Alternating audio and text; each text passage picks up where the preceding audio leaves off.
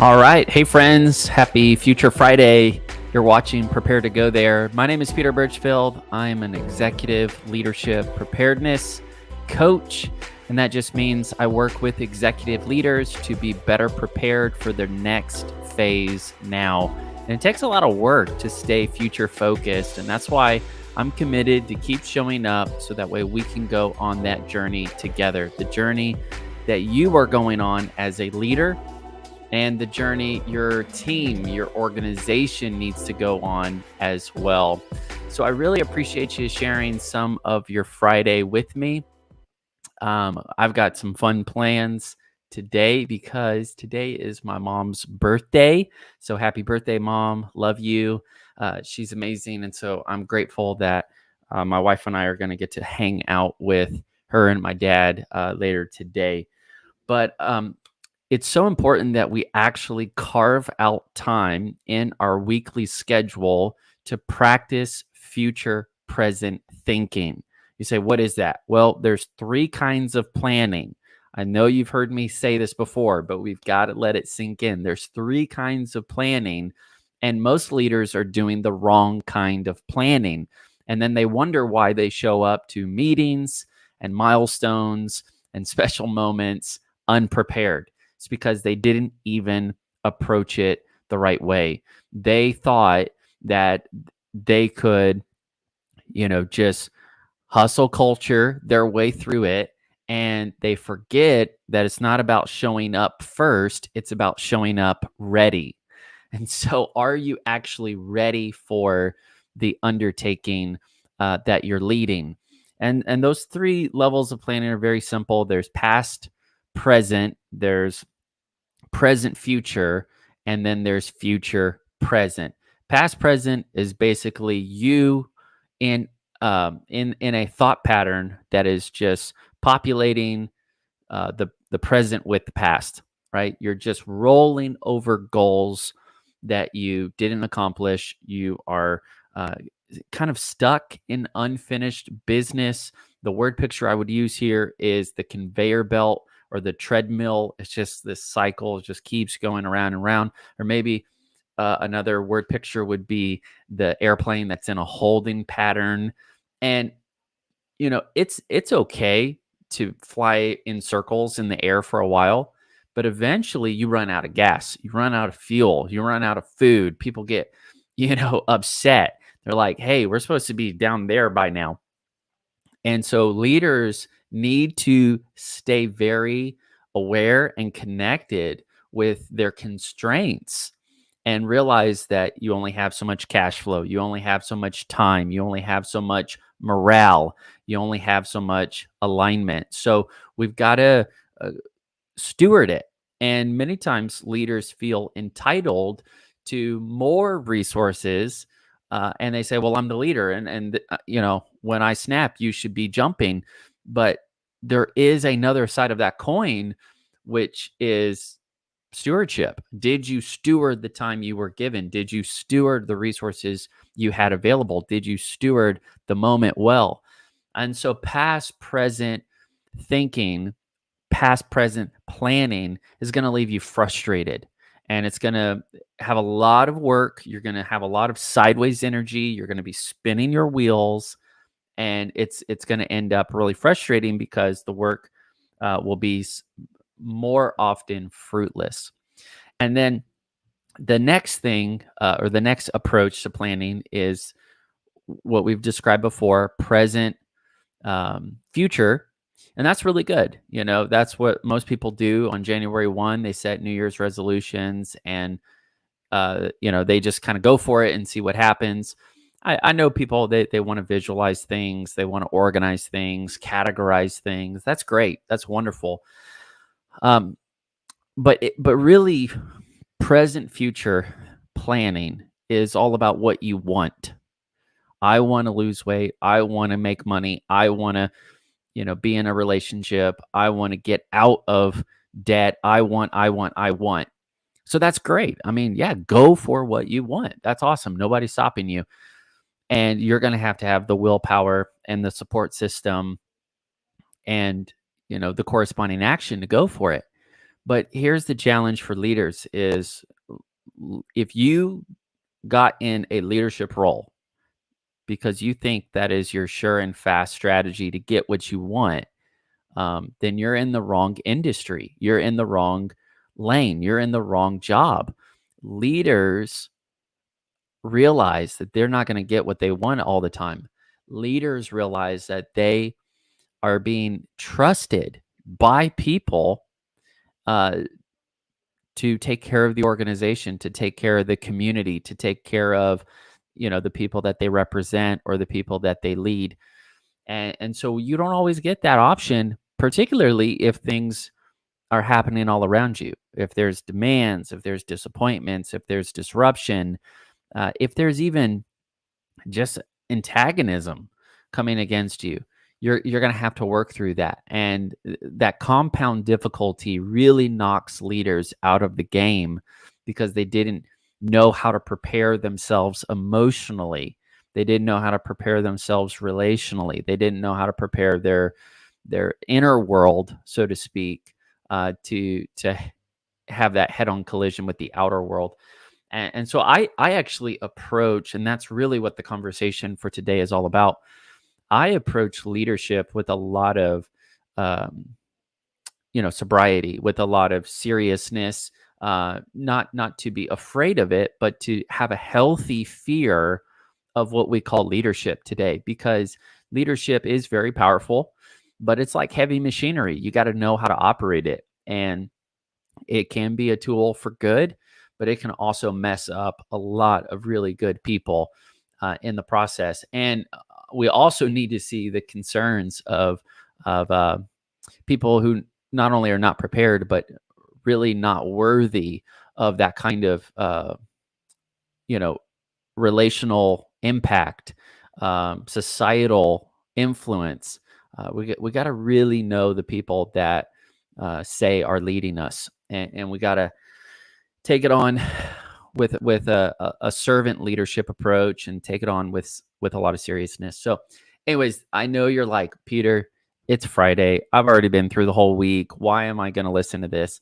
Because I want to get you to the third level of planning. And that's what's going to happen today is we're going to practice some future present planning, future present thinking. And this is where you actually take a field trip to your future 7 days in advance, 30 days in advance, 90 days in advance. You can go as far out as you want. That's fine.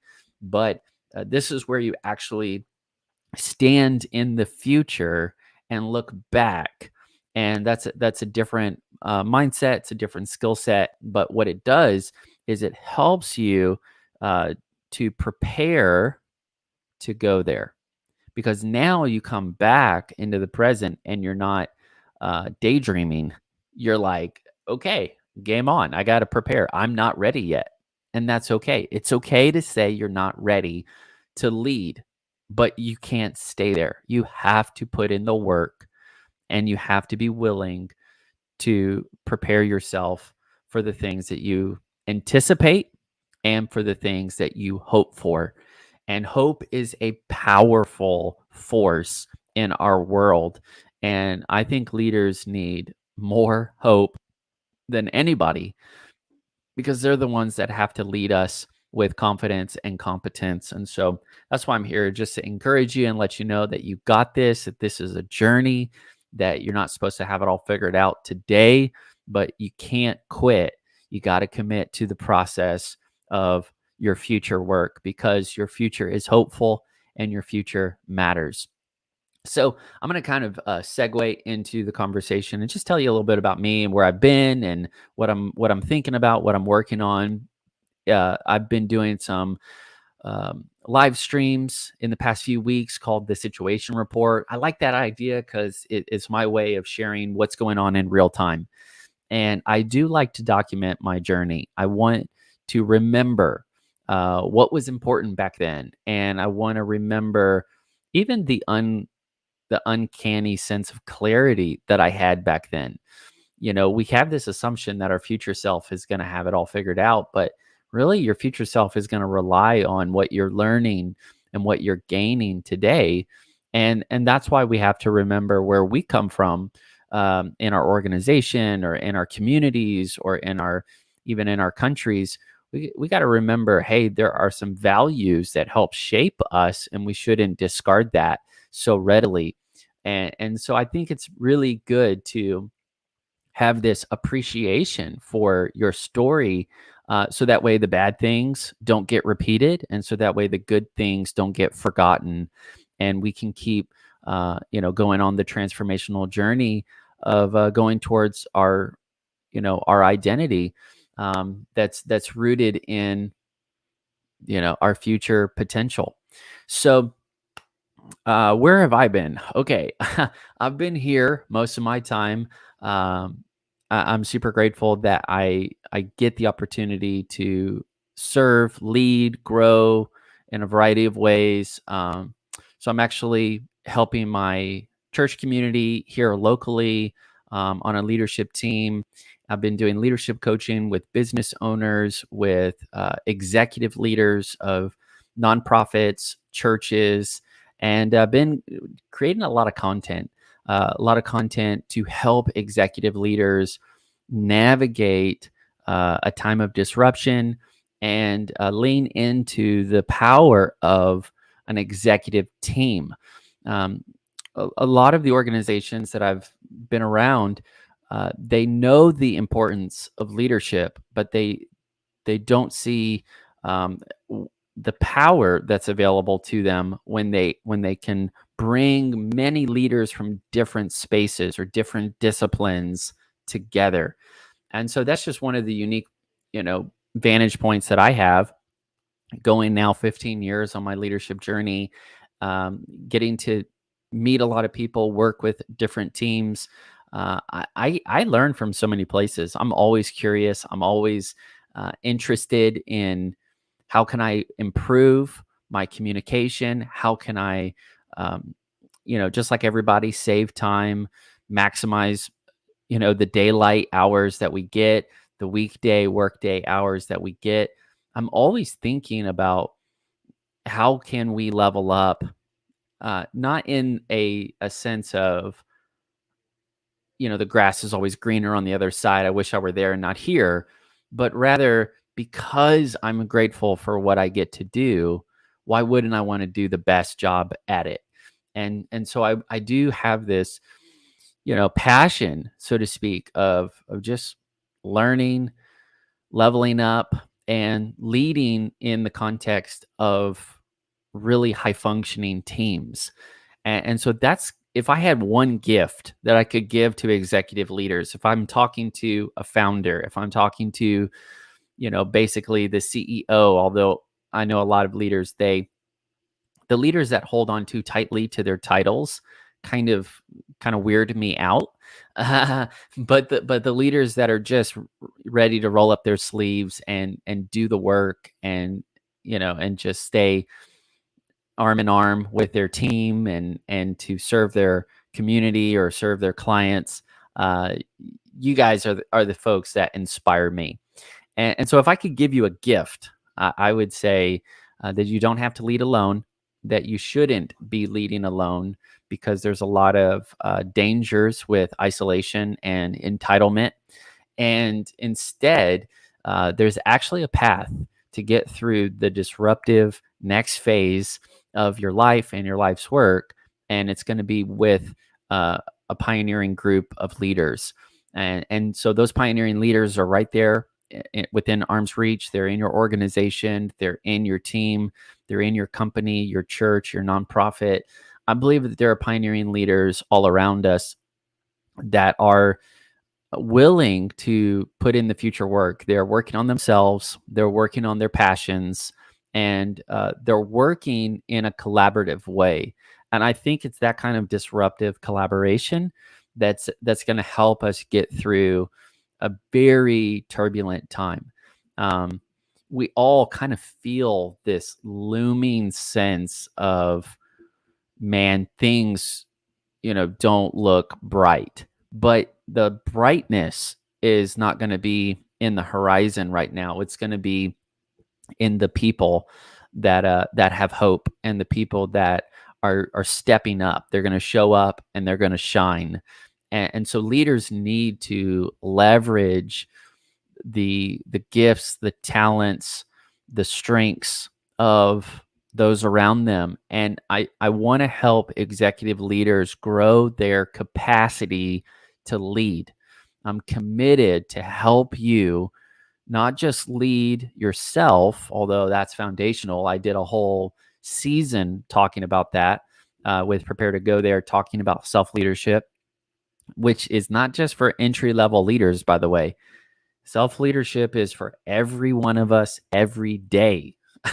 It is your admission fee to get in the leadership game, to get in the arena of life, to be in the seat that you're in. You've got to pay your dues, and it looks like leading yourself well, because everybody else, they've got way too much to do than to pamper you and cater to you and accommodate you all day.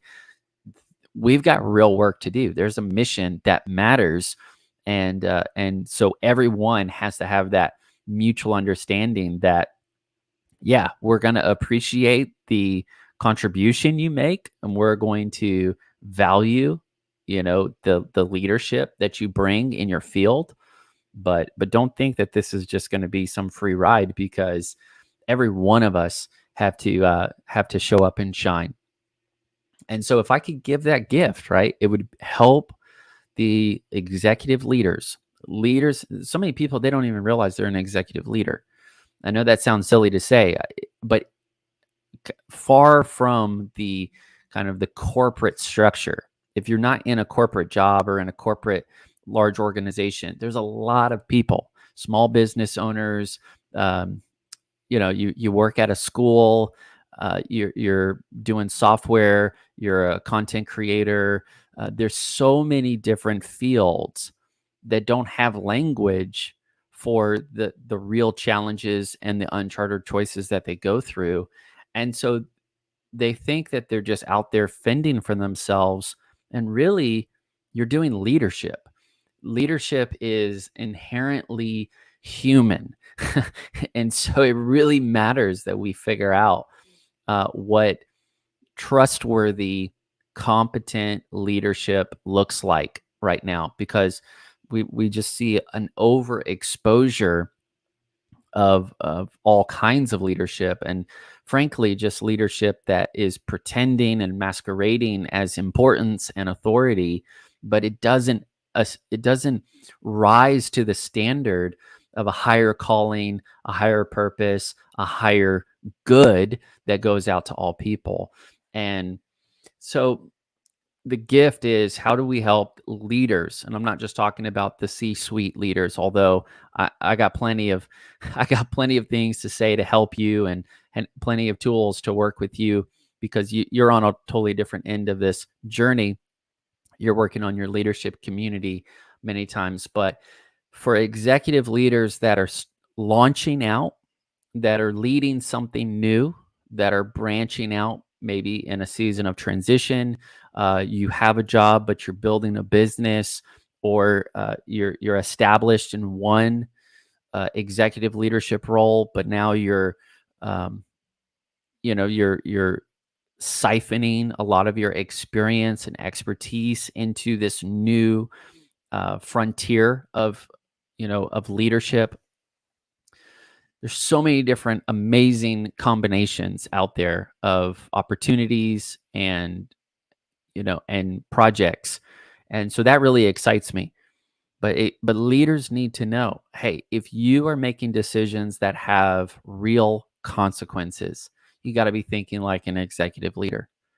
You can't just put some kind of fun title on it and just say, well, I'm a chief encouraging officer. I believe in that. That's awesome. But at the end of the day, you still have consequences for the choices you make, right? You're not just running around giving people flowers and stickers and trophies. You got to show up and be a leader, and people are going to be really encouraged when they know that the direction of the team and the community is going in a healthy direction at a sustainable pace, with a team that is well prepared, that that is in alignment, and they each have a sense of empowerment. And people want to live and lead on a team where they are personally fulfilled and where the shared mission is being fulfilled as well, right? That's the sweet spot. Are the people in the organization being fulfilled? And then is the organization itself being fulfilled with the mission it has? So you may not realize it, but congratulations. Here you are on Future Friday, and you need to hear either you are already in an executive leadership role because you're making choices that have real consequences on your life, on your business, on your community, on your family, and maybe you're on a journey into an executive leadership role. A lot of times leaders kind of step into that space, that executive space, accidentally. I can't tell you how many leaders I've been able to interact with over the past 2 years. And they said, "Hey, I just saw an opportunity. There was a gap in the market. I wanted to serve. I saw an opportunity to, take care of my family. I saw it, I seized it. And then, I looked up and I was like, wow, I need other people to help me. Boom, you just became an executive." You know, and a lot of people, they have a lot of expertise and they're technically proficient. They know the software, they know um, the strategy, they know the market, they know their product. They're really good at their thing. This is, I mean, going all the way back to like the E-Myth. Many of you guys know that Michael Gerber book, but in the E-Myth, he talks about that's the myth, right? Is that you you start the business to do the thing, but then you get all these other things that get added on. So, oy vey, what are we supposed to do? So- but the gift that you need is space to practice future present thinking, future present planning again, so you can better anticipate and innovate for the future of where you and your team are going. And a lot of executive leaders, we're going to talk about this, they struggle finding that bandwidth because they need to enlarge their capacity. They're literally gridlocked. They cannot do any more. You might be feeling this. There's no more hours in the day. You're sacrificing sleep. You're sacrificing time with your family, your key relationships. Uh, you're doing all the quote self-care things, but you're not really being replenished.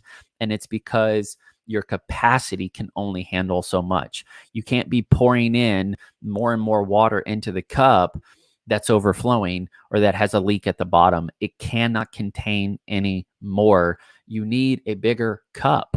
You need a bigger capacity. You need to enlarge the kind of the inner world that you're in, that you're thinking in, that you're processing life through. And when you enlarge that capacity, it's going to help you upgrade your identity so that way you feel much more confident leading leaders, leading and working, partnering with other pioneering leaders than just trying to be this kind of lone ranger leader model that we see so often. We see celebrity leaders all the time. We see celebrity pastors, and we see celebrity CEOs, and we see kind of like the shooting star, the unicorns. They're exceptional. They just have this crazy work ethic or this amazing charismatic gift and all this stuff. But I promise you, the ones that are healthy, not all celebrity leaders are drinking that weird Kool-Aid of entitlement or self-obsession or being narcissistic. They might actually be elevated because they can handle the pressure there. They might have actually taken a lot longer than most of us think, because like the quote goes, success is a 20-year project. Overnight success didn't just happen overnight. Many times it took decades to get there. And you're actually building your immunity to all of the pressures and the demands that happen on that level. So most people don't think that the bare minimum requirement to level up is your pain threshold. Is your pain threshold going to let you stay at higher altitude on your leadership journey towards executive success? So, I don't know who's listening to this, but I hope that it's people who care about the work they do, and they really have a mission that matters. And they need strategy. They need tools to enlarge their leadership capacity so that way they relate to other people differently. They relate to their team members and then potential executive leaders or partners with them differently. And what that's going to do is it's going to help you not only expand your capacity, but enlarge your team territory. And so just like that case study of the healthy leaders that have arrived in places of impact and influence, I can promise you that they are relationally reinforced. They have a lot of good accountability systems around them, and they're not a island unto themselves. They are working and leveraging with disruptive collaboration, and they have the channels of communication and the channels to process big choices in safe settings. So anyways, let's get into the content. If you're still tracking with me, then kudos to you. But that's where I've been thinking a lot about my capacity as a leader, as a dude, as a husband. I've been thinking a lot about what it takes, to really expand a territory for an organization or just a business. You'll be shocked how many people don't want to be a leader anymore. And I think that's sad because we need really good people to be willing to step up and be leaders in their family, be leaders in their community, be leaders in, areas that count. And so anyways, I was reading, this is just kind of the trigger that got this whole train of thought moving for me. But I was looking at 1 Timothy 3, which is a great life principle. And it says, it's actually a good thing if you want to be a leader. And I think that there's so much just weirdness and awkwardness around the role of a leader. They're either obsessed or they're antagonized. You just wish there would probably be like a happy medium, right? Can we just have a healthy respect for people who do a good job? Do we have to idolize people? Do we have to demonize people? I think that might just be part of the way the crowd goes. 1 minute they're saying they love the Lord, the next time they're ready to crucify him. So that might be more indicative of the nature of people, maybe not the nature of the person. But we have to really count the cost. We've got to be prepared to step into these leadership roles. Whatever is in your future, a book, a brand, a business. I can't use any more alliterations here. If it's a you want to do a record label, you want to go travel and be a digital nomad, you want to go into investing, you want to do some sort of online trading, currency, Bitcoin, crypto kind of thing. Maybe you want to, I don't know, maybe you want to be a professional tennis player, or you want to go into the military. Man, so many amazing fields out there, right? There's so many amazing fields to make real impact in our world. But I promise you, you can't show up unprepared. You don't want the thing that you daydream about today may become a nightmare for you one day because you actually get where you wanted to go, but you got there unprepared. You rushed the process. You didn't look at the warning signs, and you showed up at something in a very juvenile way, or maybe in a way with ill intent, and you show up there ready to exploit rather than to benefit.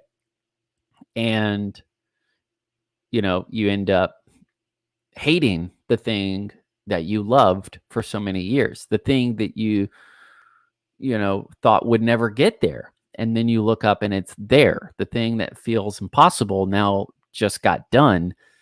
And you're like, what's next? And unfortunately, so many people have this mirage mentality that they show up somewhere and they thought they'd be happy. They thought they'd be fulfilled. They thought they'd be better.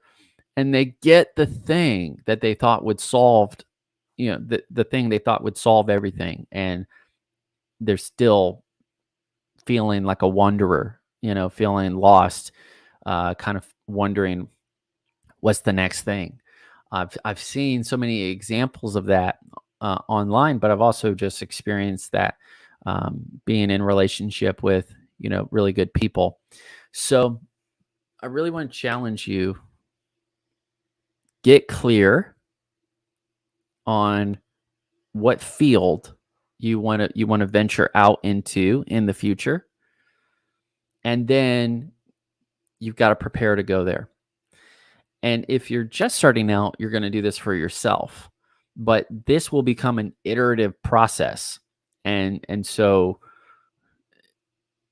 it's kind of like golf in a way, where same course, you're going to take the same course multiple times, but somehow it's a different game every time.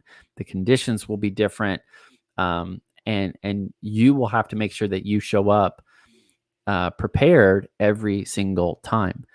So, maybe you're 10 years in, 20 years in, even 30 years into your leadership role, you're still trying to get clear on what does the next phase look like. And then you've got to go back and you've got to put in the work to prepare to go there. And, if you have a family, you're going to have to think on another level. If you have a team, you got to think on another level. If you lead a community, you got to think on another level. If you lead a large organization, you got to think on another level. And your brain almost just melts, when you try to go to those higher powers or imps. You know what I mean? I'm talking about math here. And second degree, third degree, fourth degree. You're like, how do I level up? You level up by expanding your capacity to relate well and to lead well with other leaders. Some people don't have the ego for that. Some people don't have the confidence for that. Some people don't have the skill set for that. Some people, they don't even know how to relate well with other competent people. So they just like hanging out with incompetent people. I don't know any other nicer way to say it. I'm just trying to help you focus on the things that are going to last and even outlast where you are today. And so I've been thinking about that and future, doing the future work for, leaders and helping them prepare to go there. All right, let's talk about this. Leaders, prepare or beware. Here's the big idea. Aspiring to leadership. Let me say that again because it sounded weird. Here's the big idea. Aspiring to leadership is a good thing, but you don't want to be a leader before you're ready for the job. Super important. This is not just for your first job or your first career. This is for every one of us today, because the future is not going to go to the most productive. And it's definitely not going to go to the ones who are preoccupied. The winners of the future are going to be the most prepared. Let me say that again. A lot of people want to know how to win in the future. How are they going to win in the next phase now? The winners of the future are not going to be the most productive. The winners of the future are going to be the most prepared. And yet so many leaders are too preoccupied to even show up ready. And they're preoccupied with being a leader instead of preparing to lead other leaders or to work with other great leaders for the next phase of what they do. And even if you're a music artist, I'm telling you, you got to be thinking about your tribe, and you got to be thinking about your network, and you got to be thinking about the movement that you're a part of. And you have to be serving by giving yourself away to see other people win with you. And if you're not having this, disruptive collaboration where you are willing to be disrupted, you're willing to disrupt your own routines, you're willing to disrupt what's comfortable to you by welcoming other people into a collaborative journey, to work on projects, to work towards objectives, to go after the bigger things together, then you're just going to stay in your comfort zone, and no one accomplishes their calling in their comfort zone. Just doesn't happen. So it's good to be a leader. It's good to aspire to be a leader. I'm not discouraging anyone. I think we need more leaders, right? Just as a life principle, the harvest will always be bigger than the workforce. The laborers are the prayer. That's the prayer. Is how do we inspire, encourage, and release more leaders in this field? You want to have the best people, the best talent, the best ideas in your field. And if you have, I don't know, some sort of preoccupied position, they may not think that they have any future there. And so it could be very macro when we talk about our industries, our movements. It could get really niche when you're talking about the actual, place that you work, where you go after stuff and you make money and make moves and help people. But are you okay with going on your own leadership preparedness journey?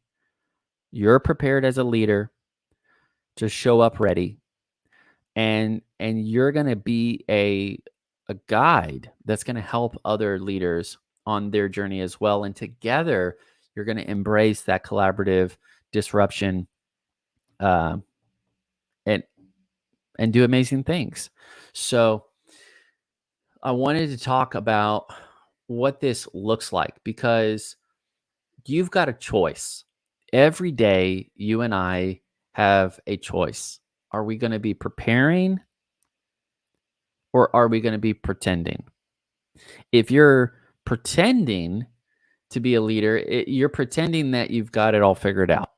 And no leader has it all figured out. Okay. This is where you have this drive for perfection because you're actually really afraid. You might be afraid that I can't afford to mess up. I can't afford to mess up. And that's why everything has to be perfect. It's not because you're saying this work matters. It's because you're saying my reputation matters more than the success of the mission.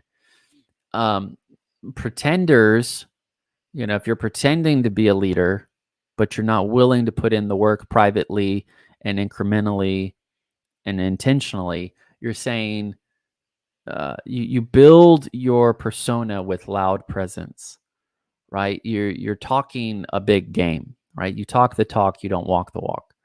Attention seeking, entitlement focused, right? That may get you somewhere fast. It's just not going to keep you there long. You want to be preparing your leadership, and you want to be preparing as a leader who can lead other leaders. My mom would tell me this. It's her birthday today. She said, Peter, keep growing, keep leveling up, keep improving, because 10s don't follow 5s. And you don't want to be showing up in a space with a name badge on that says, this is the leader, but you can't lead because you don't have updated information. You don't have an expanded skill set. You don't have real world experience. You don't have relational empathy. And you don't have the tools to be the thing that's on your name badge. So I urge you, when you get in that role, have a sense of sobriety and say, man, I'm so grateful that I am in this seat. I don't take it as my identity. I don't think that this is what makes me who I am, but what I have is enough to make a difference here. What I know is that if I do this with my with my best, if I put my best into this, do everything you can with all your might, that is more than enough to help, improve, strengthen, pioneer, breakthrough. So preparing leaders, they want to put in the reps because they know the mission matters and they can't get that wrong. Preparing leaders, they let their proof speak for them. They're not trying to market off everything they're doing. I have a healthy respect for marketing, but at the end of the day, your actions are going to speak for themselves. You're going to be known by your fruit. And then ascension seeking, that just means like you're climbing this mountain, right? You're always thinking about how am I going to handle the compound difficulty, and how is this making me stronger as I continue to ascend this summit into a place of influence and impact where there's going to be more demands, there's going to be challenges, there's going to be disappointments. You say, Peter, are you a pessimist or an optimist? I think it's great to be maybe a little of both, but I don't consider optimism to not have a reality check with it. I would just say I want to be hopeful. I think you can look at the future for everything that it is, and you can still have hope. You can look at all the challenges. You can look at all the controversies. You can look at all the vitriol and the hatred that's out there, and you can still have hope. Leaders have to be the most hopeful among us. And so that ascension seeking is we are looking for ways to go higher. We are looking for higher ways of thinking, higher ways of living, higher ways of giving. And then empowerment is really the focus. An empowered person, this is something I learned that really rocked my world, changed my life, helped me in my own leadership journey. A really empowered person has no care to overpower you. They don't need to. They're empowered. Only small-minded people, undeveloped, unprepared people are trying to control and coerce and manipulate. That's their MO. Empowered people know what it feels like at a gut level, and they just want to empower other people. They want to help other people win, because they know what it's like. They say, hey, you can't help me win or lose. So let's all win together. Because when you take responsibility, what's going to happen? You're going to become much more resourceful, resilient, and relational. When you become more, when you take on more responsibility, you're going to become more relational, resourceful, and resilient. Because you realize that nobody's keeping you in a box. No one's keeping you, contained or constrained. And you are going to figure out, hey, how do I humble myself again? How do I keep working on this? How do I keep working on me? Because I know I'm a full-time job. When I got married, and I realized very quickly the kindest thing I can do for my wife is lead myself. Because I married my best friend. I wanted her to be my wife. I didn't want her to pick up my slack. to nag me and to brag on me to get something done. No, I got to lead myself. So you're getting a very unscripted live stream today. I wanted to encourage leaders out there. It's good to be a leader. It's important that we have good leaders in every field, but don't show up to that job if you're unprepared. People are counting on us. People matter. And the way we respect the roles that we're entrusted with, they're just there for a season. They're just there for a reason. We shouldn't be attached to that thing. Like, this is us and this is what this is what we're building. We're doing this. Like, you don't want to build something that's going to box you in later. You want to grow. You just want to go on a journey and let that journey help you as you help other people. All right, so let's finish with leadership preparedness. I hope I've been emphasizing the value of prepared leadership. Leadership preparedness is the future-focused work of preparing leaders to pioneer the next phase.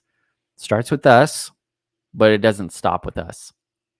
So what is kind of the story arc of this journey? Well, number one is that most leaders are just too preoccupied where they are to prepare themselves or to prepare their teams or their communities for the next phase. It's because we live in a very fast-paced world. There's tons of demands. We don't know how to slow down.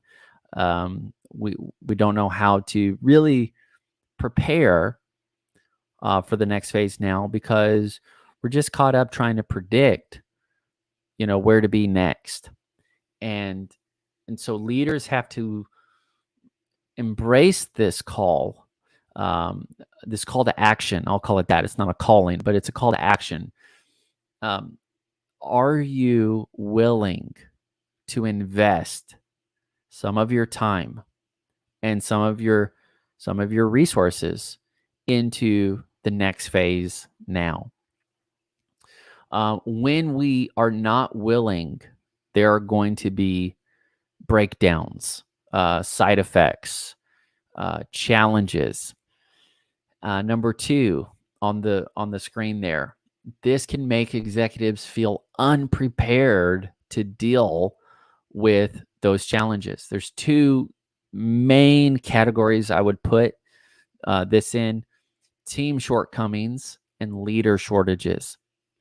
When we do not put in the future work, when we do not practice future present planning, when we do not emphasize and empower a leadership preparedness culture, you're going to see it initially in the team. There's going to be shortcomings in the team. In other words, they used to, communicate fine, and now it's just not happening. They used to delegate okay, and it's just not happening. They used to hit their benchmarks before, and it's just not happening.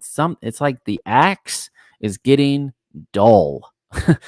We've been hitting and swinging for so long, we're getting dulled at the edges. And man, one of the scariest things that a leader can face is not the unknown, because we can figure that out. It's familiarity. It's when you stop seeing what's obvious and what's right in front of you. That is, that's a big deal. So first thing is you're going to see shortcomings in the team. Second thing is you're just going to have leader shortages. So maybe you do come to a pain point, and that pain is motivational enough to say, all right, let's make a change.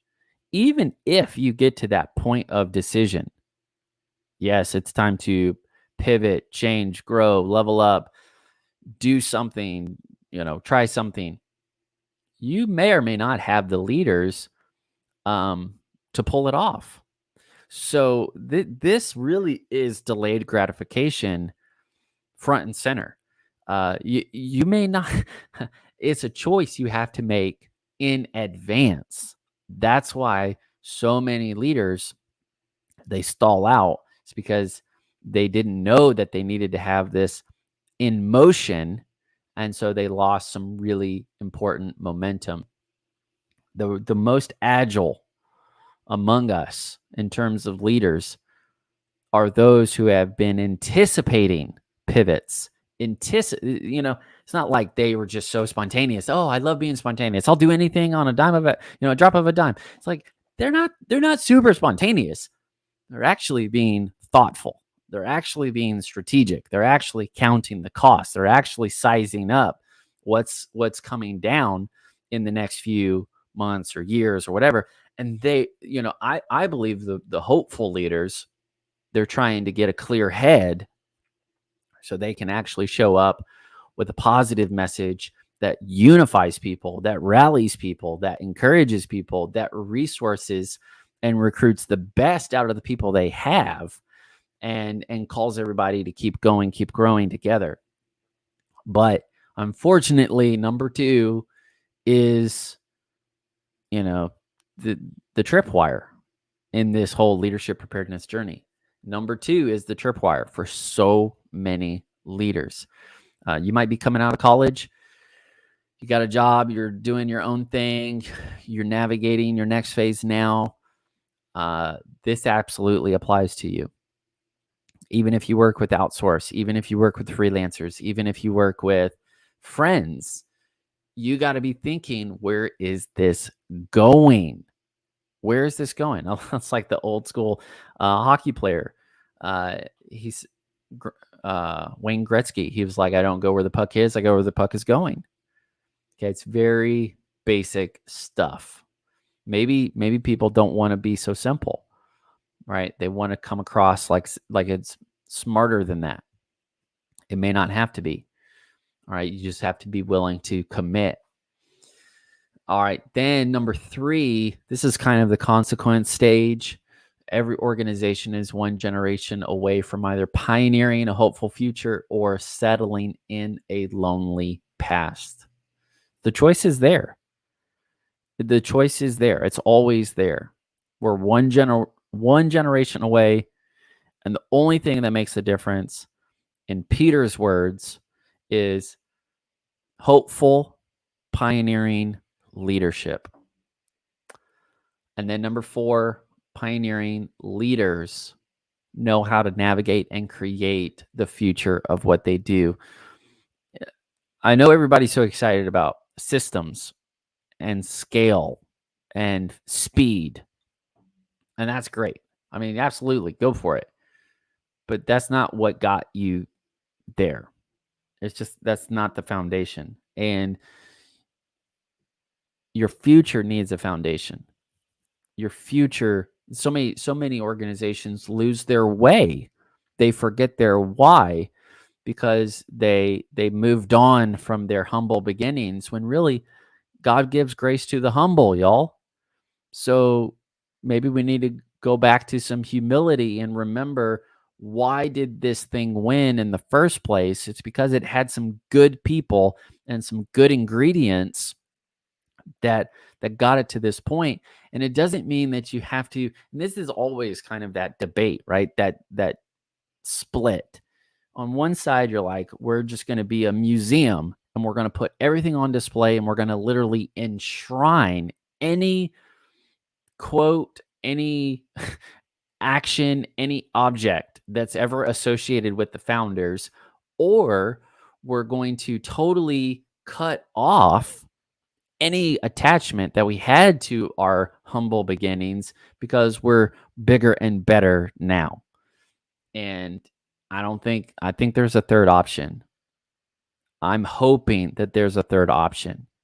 I'm hoping that what we do is we actually see humble beginnings. There were some pioneering leaders, and so we need new pioneering leaders that are going to pioneer in a new and needed way, but it's the same ethos, right? they still have the same operating system. If you were really going to cut them, they would bleed the same values. They would bleed the same why.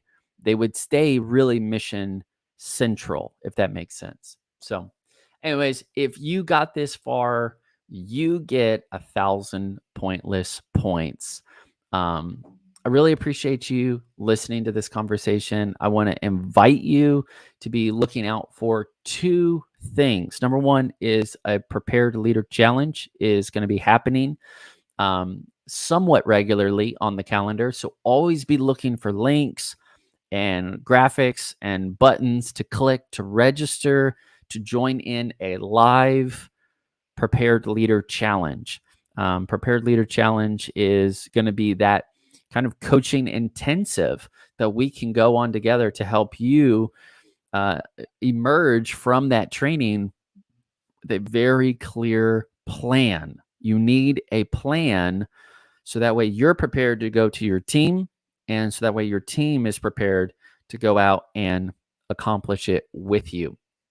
So Prepared Leader Challenge is the first one. And the second one is if you're interested in more of my coaching, it's called Pioneer Coaching, and very simple.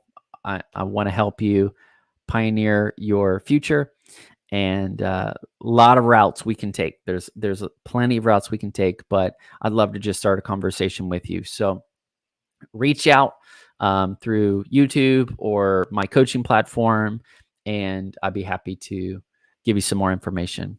Y'all stay awesome, stay encouraged. I will be showing up regularly for the next few weeks on Future Fridays and getting some data, pivoting, doing whatever is needed to help you prepare to go there. Stay awesome, and I'll see you again, hopefully real soon.